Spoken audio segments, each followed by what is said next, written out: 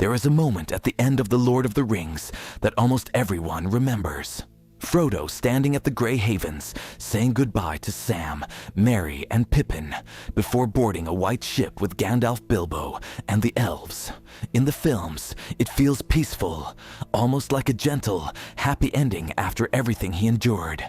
But if we look closer at Tolkien's lore, that scene is far more tragic than it first appears. Frodo was not sailing west out of curiosity or adventure. He was leaving because he could no longer live in the world he had saved.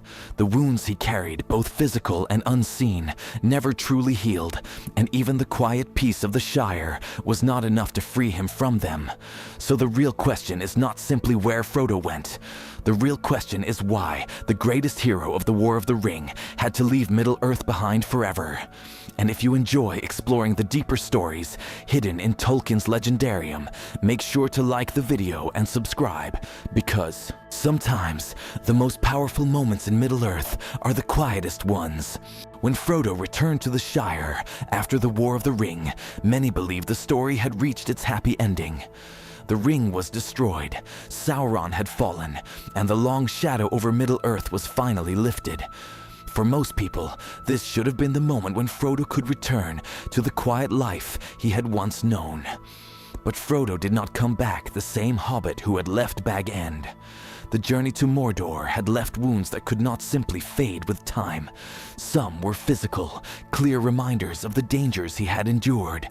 Others were far deeper, touching his mind and spirit in ways even his closest friends struggled to understand. The first of those wounds came long before Frodo ever reached Mordor. On the hill of Weathertop, he was stabbed by the blade of a Morgul knife, a weapon crafted to slowly pull its victim into the shadow world of the Ringwraiths. Though Elrond's healing in Rivendell saved his life, the injury never fully disappeared. Each year, on the anniversary of that attack, the pain returned with a strange and lingering force, as if the darkness of that moment had left a permanent mark on him. The second wound came in the dark tunnels of Cirith Ungol, where Frodo was stung by Shelob, the monstrous spider that guarded the pass into Mordor. Her venom nearly killed him, leaving him weak and pale even long after his recovery. But the deepest wound of all was not something that could be seen.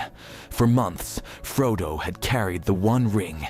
With every step toward Mount Doom, its weight grew heavier, pressing against his will and slowly wearing down his strength. The ring was not just a burden. It was a constant whisper, a pressure on his mind that no other creature in Middle-earth had endured for so long. When the ring was finally destroyed, its influence vanished from the world.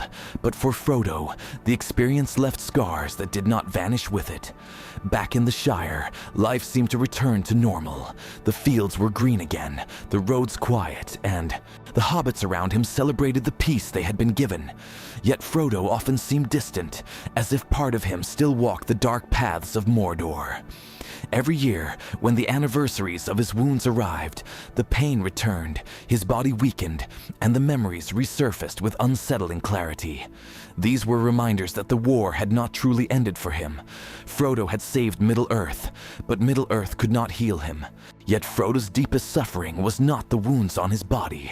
It was the weight he carried in his mind. At the very end of the journey, standing on the edge of the cracks of doom, Frodo reached the moment for which everything had been leading. After months of struggle, pain, and unimaginable temptation, he stood within reach of the fire that could destroy the One Ring forever. And in that moment, he could not do it.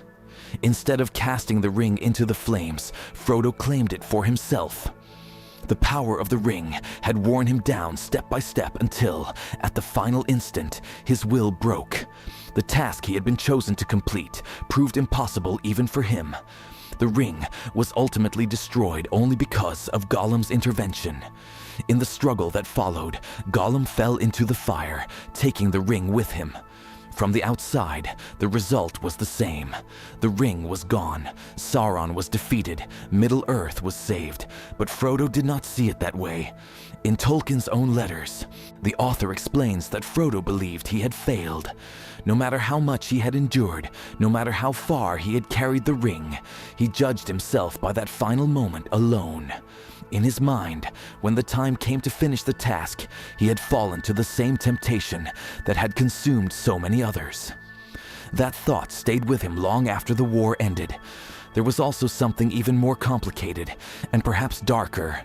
The ring had been part of Frodo's life for so long that its destruction left behind an emptiness. Though he hated its influence, it had bound itself to his thoughts and his sense of purpose. When it was gone, a strange absence remained. At times, Frodo even spoke of the world feeling empty without it. The ring had left something behind, not a physical wound, but a spiritual scar. And that scar made it impossible for Frodo to return to the simple life he once knew. While the Shire celebrated its peace and rebuilt what had been damaged, Frodo felt increasingly separated from the life he had fought to protect. His friends could move forward, but Frodo was still standing, in his memory, on the edge of Mount Doom. By the time 2 years had passed after the War of the Ring, it had become clear that Frodo's wounds were not fading. The peace of the Shire, the return of normal life, even the company of his closest friends, could not lift the weight he carried. And that is when an extraordinary gift was offered. Arwen Undomiel, daughter of Elrond, had made a decision that would change her own destiny. She chose to remain in Middle-earth and live a mortal life beside Aragorn, giving up the immortality that belonged to her people. In doing so, she also gave up the place that had been prepared for her on the last ship sailing to the west. That place, according to Tolkien's writings, was given to Frodo. It was an act of deep recognition, a way of honoring the sacrifice he had made for the world. Frodo had carried a burden that no other living being could have endured for so long, and because of that, he was granted something that almost no mortal had ever received: permission to sail into the West. Gandalf, who understood the true depth of Frodo's suffering better than most, supported this decision. As a messenger of the Valar, he knew that the healing Frodo needed could not be found anywhere in Middle-earth. But it is important to understand where Frodo was actually going. He was not sailing to Valinor itself, the Undying Lands where the Valar dwelled. Mortals were not meant to live there. Instead, Frodo would journey to Tol Eressëa, the lonely isle that lay just off the shores of Aman. It was a place where the Eldar lived in peace, surrounded by the beauty and blessing of the West. For someone like Frodo, it offered something that Middle-earth could no longer give: healing, not immortality. Frodo would still remain mortal, and his life would eventually come to its natural end. But in the Blessed Lands, his wounds, both in body and in spirit, could finally begin to ease.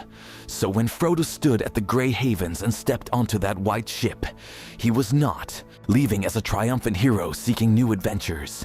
He was leaving as someone who had carried too much for too long, a wounded soul finally allowed to rest.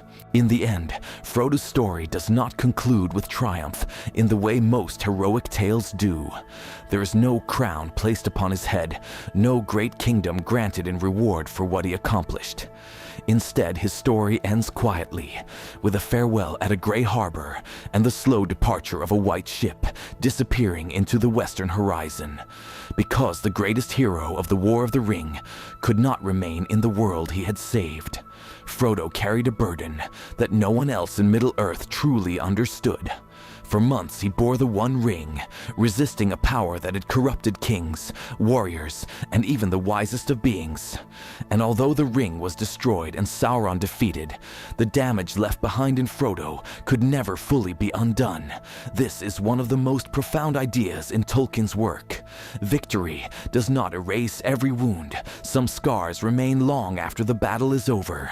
Some sacrifices leave marks that peace alone cannot heal. Frodo represents that quiet truth, that even the noblest triumph may come with a cost that only the hero must carry. His journey to the West was not an escape, and it was not a failure. It was a mercy, a final gift granted to someone who had given everything he had to save a world that might never fully understand what he endured. Middle-earth was saved, but Frodo paid the price. And if you enjoy exploring the deeper stories hidden within Tolkien's legendarium, make sure to like the video and subscribe to the channel, because sometimes the most powerful moments in Middle-earth are not the battles, but the quiet sacrifices that made those victories possible.